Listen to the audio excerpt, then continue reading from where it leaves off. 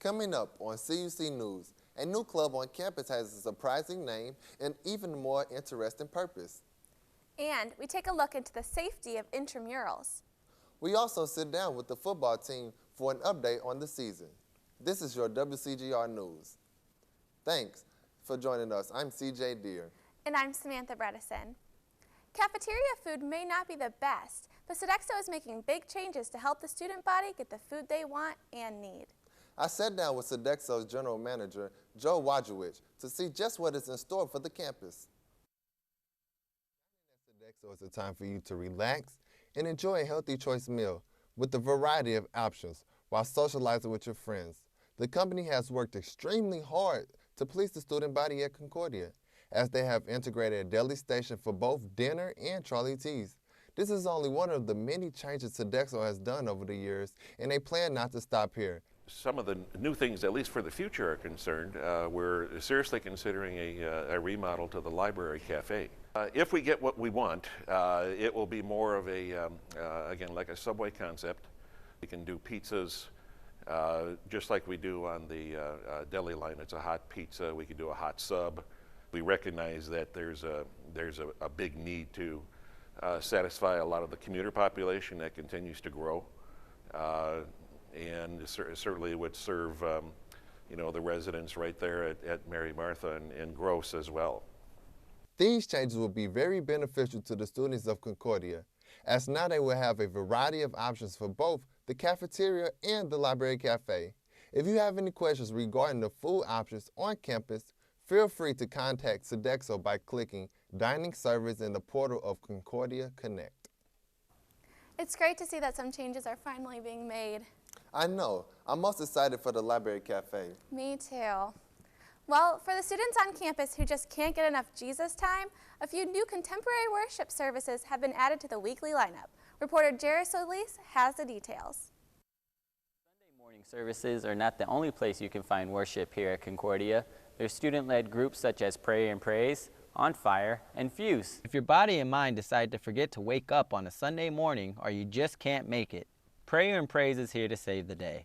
Every Sunday night starting at 9:30 p.m. you can find a student-led ministry in the chapel rejoicing in the Lord's name. A more laid-back atmosphere, you can leave the slacks and dresses in the dorms. This isn't the only student-led worship Concordia has to offer though. New this year, Student-Led Campus Ministries brings you Fuse. Typically held on a Saturday, you can come and do just as much as Prayer and Praise. In the works and hoping to stick around, On Fire offers a time of praising our Lord and gives you a chance to study the Bible. On Fire is usually held during the week. This has been Arts and Entertainment. I'm Jared Solis of WCGR News. Thanks, Jared. Injuries from intramural activities have been on the rise. I took a look into our fall intramurals to see why these injuries are occurring. Intramurals are a big hit when it comes to activities around campus, but what happens when a big hit results in a visit to the hospital? I was playing an intramural ultimate frisbee game, and I don't exactly remember what happened, but the gist of it was I was running and the frisbee was being thrown to me, and I kind of jumped and I came down on one leg and my knee just gave out. Dorothy Belly is just one victim of injuries resulting from intramural activities. Ultimate Frisbee, which just wrapped up its season, has delivered 2 students to the ER this fall, as well as has given several others minor injuries. I feel like any kind of physical activity you do is going to put you at risk, and that's just part of being active. Though intramurals provide a way for non-athletes to get out and be active, some university coaches are weary to let their athletes participate alongside other students, even banning them from certain sports during the athletic season if an athlete is at risk of an injury. It's hard to say no, but at the same time there's always that small concern that when you're mixing kids who have a good athletic background, understand how to avoid injuries and contact with students who may not have that same background and training, there's always a risk where your players may find themselves injured, and obviously that affects what I do as a coach. With sports ranging from basketball to volleyball to ultimate frisbee, there are several ways for students to get up and get active around campus. For athletes and non-athletes alike, Coach Goins urges all students to be safe, stretch, and play the game for its intended purpose, fun. For WCGR News, I'm Samantha Bredesen. On a lighter note, a new club on campus is making big waves for the squirrel population. CJ found out what the Squirrel Club is all about. The student body of Concordia Chicago is growing. We are starting to see a wide range of student interests present on campus. To allow students the opportunity to express their interests on campus, the university provides a variety of student organizations and clubs. Popular clubs you may have already heard of include BSU, LSU, and CAB. But one club that is making noise this year is the Squirrel Club.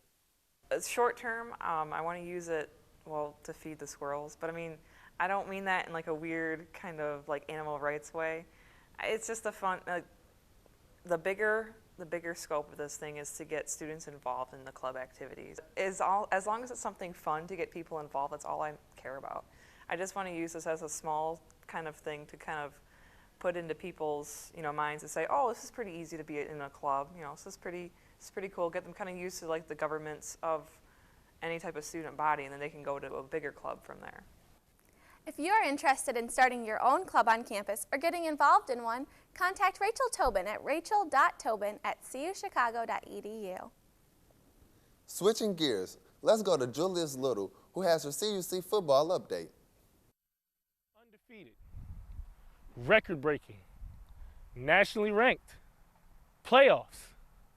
These are all words that aren't usually associated with CUC sports, but your Cougar football team is changing that perspective. Riding out what has been a magical season, the Cougars look to add to their success. What started off as in-house whispers has become a very loud reality. The Cougar football team is undefeated and has clinched its first national playoff berth in over 2 decades.